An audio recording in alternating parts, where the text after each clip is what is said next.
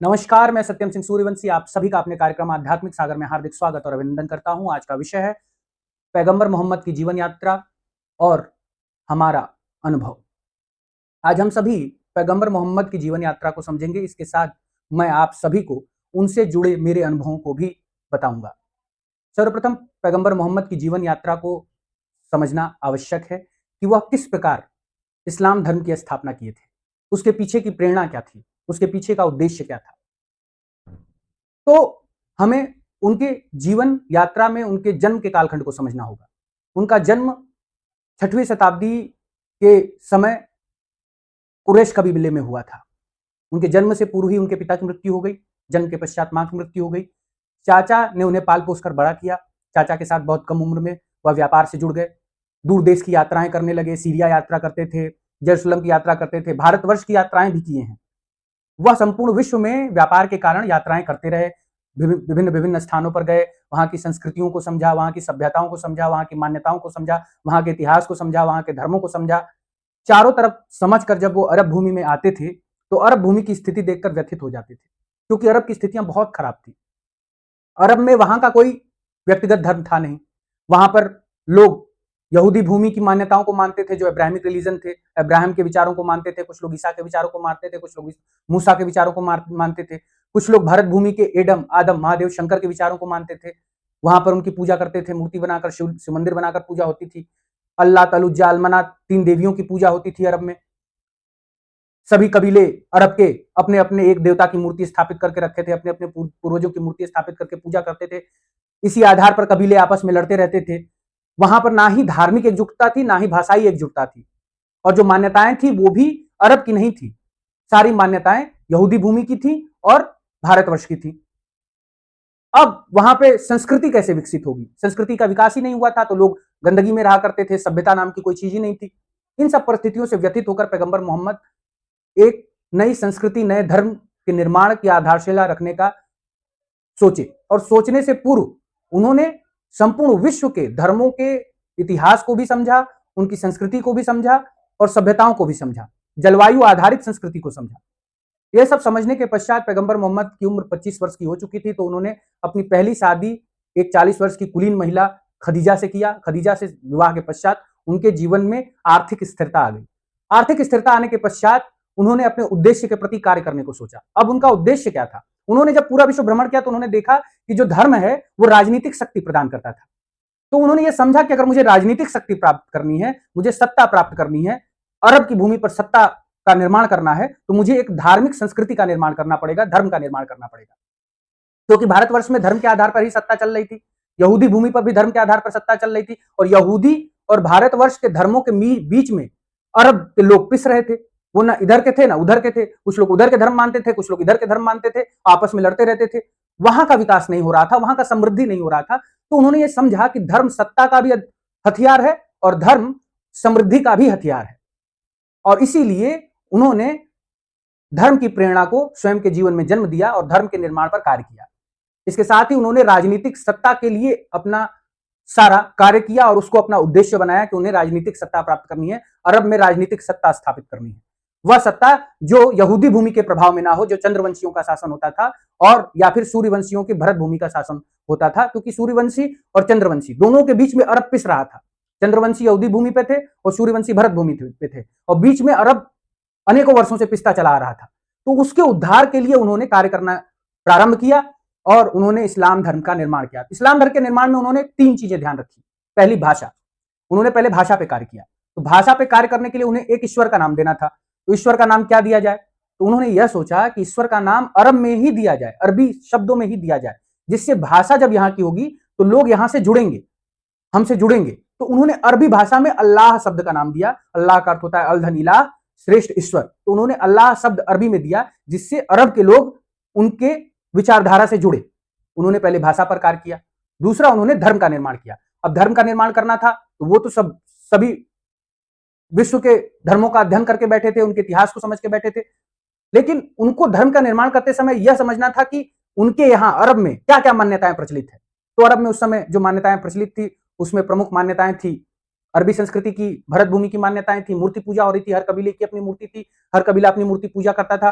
सारे कबीले मक्का में एकत्रित होते थे, पंचायत करते थे, सुलहनामा वहीं पे हुआ करता था, वहीं पे अपनी अपनी मूर्तियों की पूजा करते थे। ये सब मान्यताओं को समेटना भी था और उसको खत्म भी करना था, जो पूर्व की मान्यताएं थी।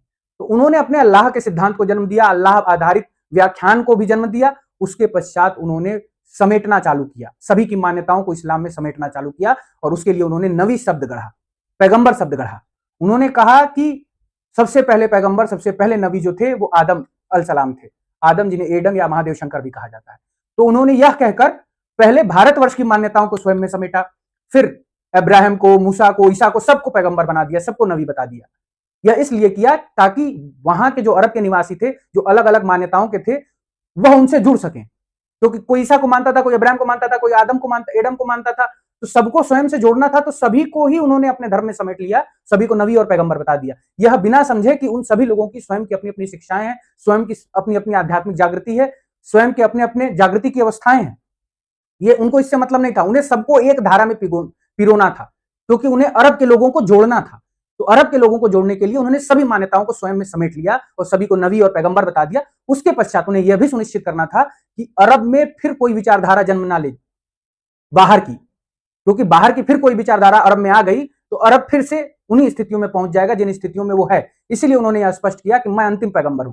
अरब भूमि पर उन्होंने ऐलान किया कि अब मैं अंतिम पैगंबर हूं, मेरे बाद कोई नहीं आएगा। अब जब उन्होंने ये ब्रेक लगा दिया कि मैं अंतिम पैगंबर हूं, तो अरब भूमि पर कोई और विचारधारा प्रवेश होने का मार्ग ही सब बंद हो गया।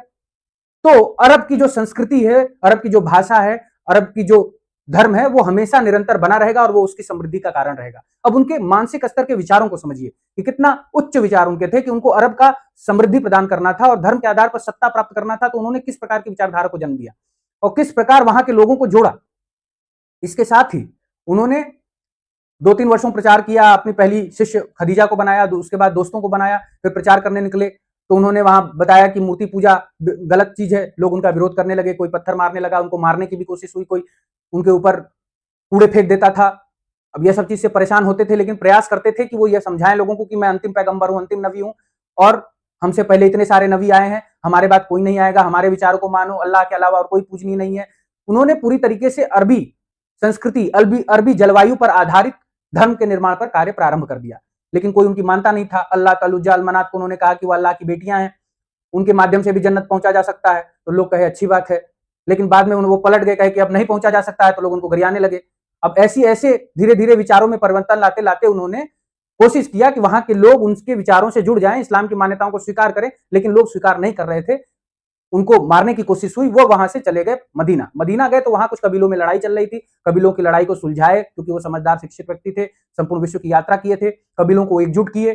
कुछ कबीले मदीना में एकजुट हुए, उनका साथ दिए, और वो आए मक्का की धरती पर, अपने ही कुरैश कबीले के लोगों से युद्ध किया, अपने ही परिवार के लोगों से, उनको हराया और मक्का पर अपना शासन नियंत्रित किया, सारी मूर्तियां तोड़वा दी और मक्का में अल्लाह की इबादत का स्थान बनवाया।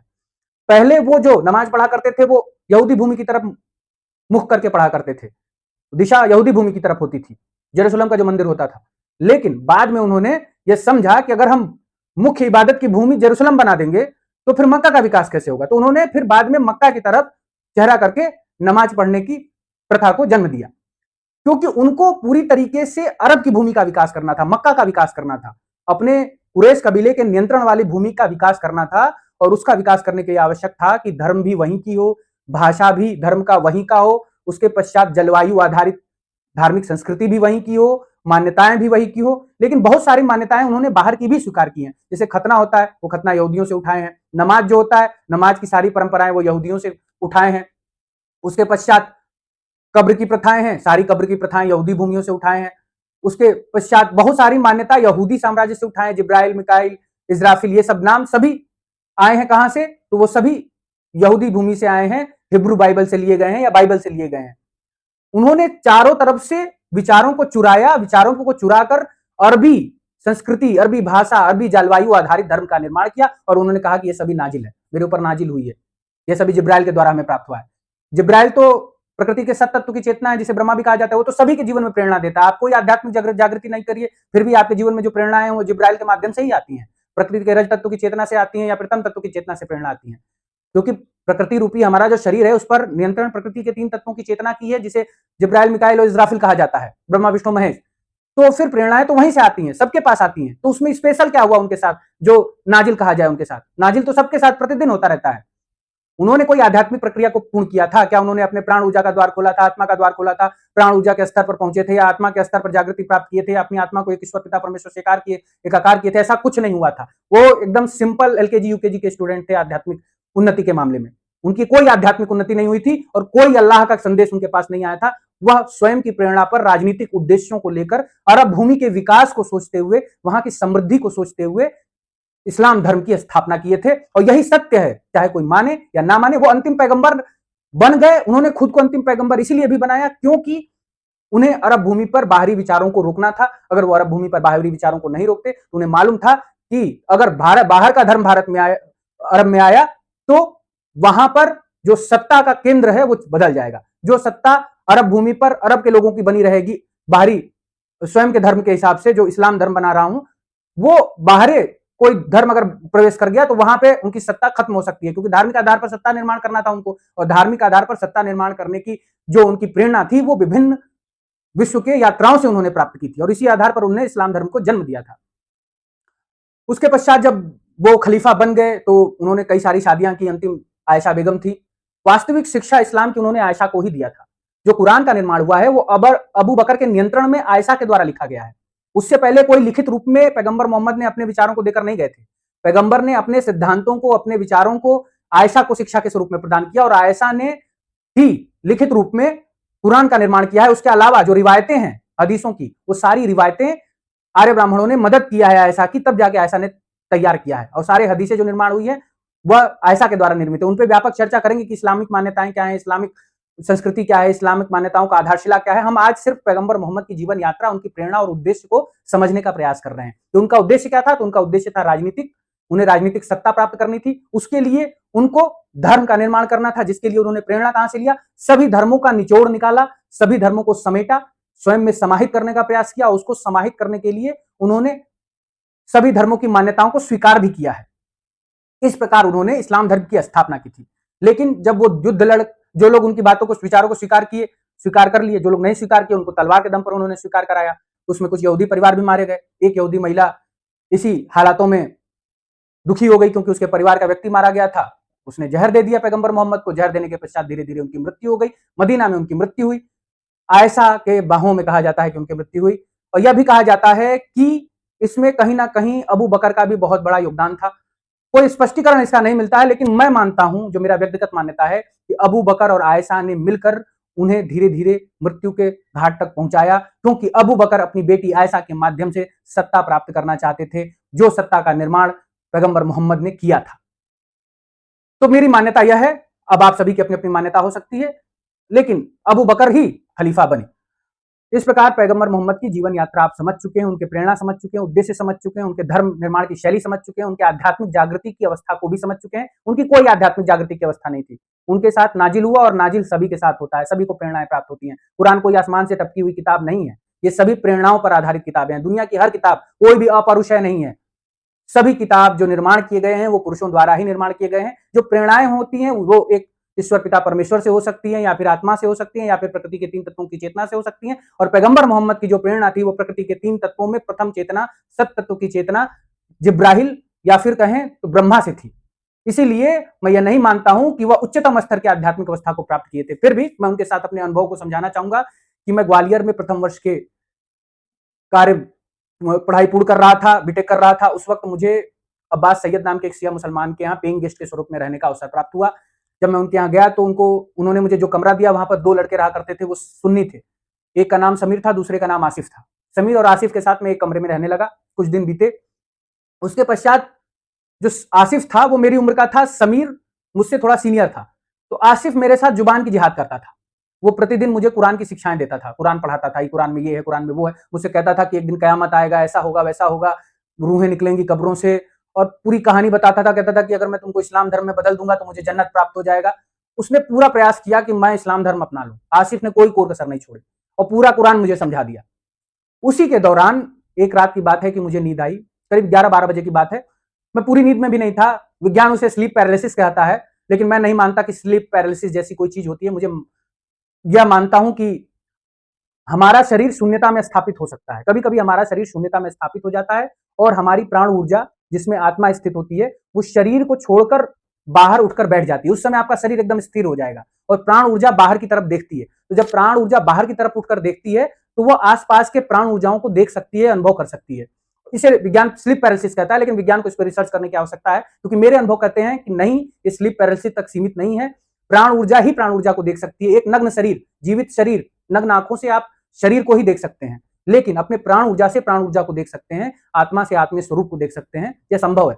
तो मैंने देखा कि एक दिव्य पुरुष आए, पूरा सफेद वस्त्र, 7 फीट की हाइट और चेहरे पे बहुत गजब का नूर था, सुगंधित इत्र महक रहा था। और वो गए और समीर के बाल पर ऐसे हाथ फिराए, फिर मेरी तरफ देखे और मुस्कुराए, और उसके बाद मेरी नींद खुल गई और वो चले गए। फिर मैं समीर से बोला कि ऐसा ऐसा हुआ, तो कहा कि तुम बहुत सौभाग्यशाली हो कि तुम्हारे साथ ऐसा हुआ, हम तो इतने वर्षों से नमाज पढ़ रहे हैं, मेरे साथ नहीं हुआ। फिर मैं इसको डिकोड करने लगा कि आखिरकार ये था क्या, ये कौन था। तब मुझे यह अनुभव हुआ कि यह पैगंबर मोहम्मद की आत्मचेतना थी, उनकी प्राण ऊर्जा थी। वह आई, समीर के बालों को सहलाई और मेरी तरफ देखकर मुस्कुराई। इसलिए मुस्कुराई क्योंकि वो जो आसिफ था, मुझे कुरान का जिहाद मेरे साथ कर रहा था, वो समीर के कहने पर कर रहा था, क्योंकि समीर कट्टर मुसलमान था, सिया सुन्नी, और वो प्रतिदिन 5 वक्त नमाज पढ़ता था। तो उन्होंने मुझे यह संकेत दिया कि ये समीर के कहने पर आसिफ तुम्हारे साथ जुबान की जिहाद कर रहा है, और वो बाल सहलाकर ये दिखाया कि ये मुझसे प्रेम करता है। मैं उनके भावों को समझ पाया, उनकी मुस्कुराहट में मैंने अब उनके सारी भावनाओं को समझ लिया कि हाँ, इस प्रकार का माहौल है कि समीर के कहने पर आसिफ मेरे साथ जुबान का जिहाद कर रहा है, मुझे कुरान समझा रहा है, और समीर ही ऐसा करवा रहा है क्योंकि समीर 5 वक्त का नमाजी सुन्नी मुसलमान है और वह पैगंबर मोहम्मद से बहुत प्रेम करता है। अब पैगंबर मोहम्मद ही हमको यह लगा कि अनुभव करा रहे हैं कि ये मेरा बच्चा है, मुझे चाहने वाला है, मुझे मानने वाला है, और इसलिए ऐसा करा रहा है। तो मैं समझा, उसके बाद मैंने माफ कर दिया, मैंने कभी इस पर बहुत ज्यादा ध्यान नहीं दिया। लेकिन दोबारा पैगंबर मोहम्मद का अनुभव मेरे जीवन में प्राप्त हुआ जब मेरी जागृति कोरोना काल के समय प्रारंभ हुई थी, और मैं कोरोना का इंजेक्शन लगवा कर आया था। उसके दूसरे दिन की बात है, मैं दिन में करीब 11-12 बजे के आसपास थी, या 1 बज रहे थे कुछ, और मैं लेटा हुआ था। अचानक से फिर से वही परिस्थिति हुई और एक व्यक्ति आया और रो रहा था, रोए जा रहा है, रोए जा रहा है। मैंने पूछा कौन हो तुम? तो उसने कहा कि पैगंबर मोहम्मद। मैंने कहा क्यों रो रहे हो आप, क्या हो गया आपके साथ? तो बोले कि मैं आपसे माफी मांगना चाहता हूँ, मेरे चाहने वालों ने आपके साथ जो किया है उसके लिए मैं आपसे माफी मांगना चाहता हूँ। मैंने कहा कौन चाहने वाले, क्या किए हैं? फिर उन्होंने कुछ बोला नहीं, वो रोते रहे, और उन्होंने 2 उंगलियां दिखाई, 2 फिंगर्स। उन्होंने 2 उंगलियां दिखाई और उसके बाद से वो गायब हो गए और मेरी नींद भी खुल गई। फिर बाद में इसको मैं डिकोड करना स्टार्ट किया कि ये 2 फिंगर का अर्थ क्या होता है, आखिर ये 2 उंगलियां उन्होंने क्यों दिखाई? पैगंबर मोहम्मद आए, रोते रहे, उन्होंने मुझसे माफी मांगी कि मेरे लोगों ने आपके साथ जो किया, मेरे चाहने वालों ने आपसे किया, आपके साथ किया, मैं उसके लिए माफी मांगता हूं। फिर उन्होंने 2 उंगलियां क्यों दिखाई? फिर मुझे समझ में आया ये 2 फिंगर्स ऑफ अल्लाह है।